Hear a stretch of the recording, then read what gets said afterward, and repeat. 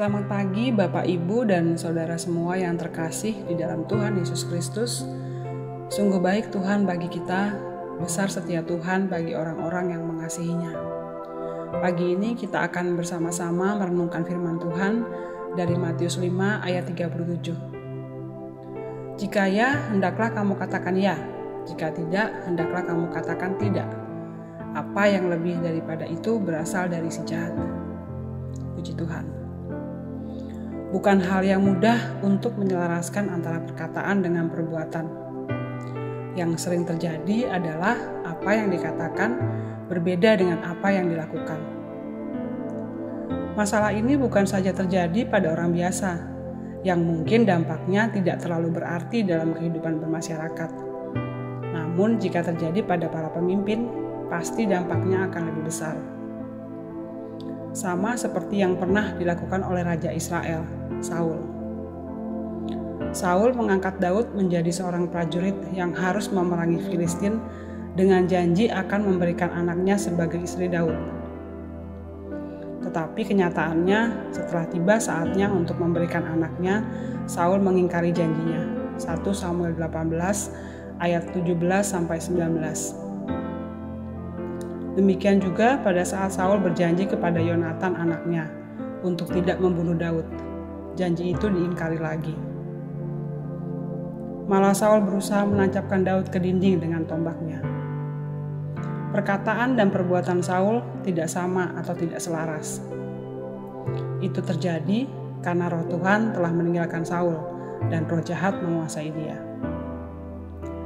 Tuhan mengingatkan umat-Nya, jika ya, hendaklah kamu katakan ya. Jika tidak, hendaklah kamu katakan tidak. Apa yang lebih daripada itu berasal dari si jahat. Matius 5 ayat 37. Sebagai orang percaya, kita mempunyai banyak kelebihan dibandingkan dengan mereka yang belum percaya. Kelebihan itu tercermin di dalam sebutan-sebutan kepada kita. Kita disebut sebagai orang-orang benar, orang-orang kudus, orang-orang percaya, bahkan anak-anak Tuhan atau anak-anak Allah. Mengingat sebutan yang demikian istimewa ini, sudah seharusnya apa yang kita katakan harus bersesuaian dengan sebutan-sebutan itu. Inilah yang tidak mudah. Banyak orang percaya yang hanya bisa berkata-kata saja. Dia berpikir bahwa dengan perkataan yang manis-manis, ia sudah menjadi berkat bagi sesama. Tidak. Justru perkataan yang tidak sesuai dengan perbuatan akan menjadi batu sandungan bagi sesama. Era sekarang sering disebut sebagai era informasi. Informasi dalam sekejap mata dapat beredar ke seluruh dunia. Namun, informasi yang beredar bisa sangat menyesatkan. Isinya penipuan dan kebohongan, di mana perkataan tidak sesuai dengan perbuatan. Namun karena dibungkus dengan kata dan gambar yang sangat memikat, akhirnya diterima sebagai kebenaran. Anak Tuhan harus memerangi kebohongan seperti itu. Caranya adalah dengan berkata benar, bersikap dan bertindak benar.